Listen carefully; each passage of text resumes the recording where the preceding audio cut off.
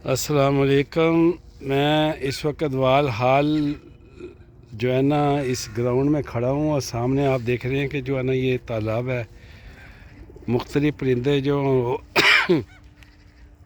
तैर रहे हैं और ये कबूतर भी आपको नज़र आ रहे हैं।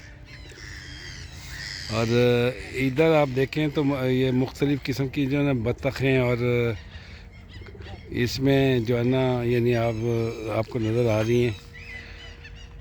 इससे पहले मैं आया था तो यहाँ तकरीबन मार्च के एंड में या अप्रैल के शुरू में यहाँ बर्फ़ जमी हुई थी, कोई परिंदा नज़र नहीं आता था। आज चूँकि ये बर्फ़ मेल्ट हो चुकी है, पिघल चुकी है, तो जो है ना परिंदे आपको जो है ना इस पानी में जो है ना तैरते हुए नज़र आ रहे हैं। आज अब ये जब मतलब जून जुलाई के दिनों में लोग यानी यहाँ परिंदे मुख्तलिफ़ किस्म के आपको नज़र आएंगे। कोई स्पेन से, इधर उधर से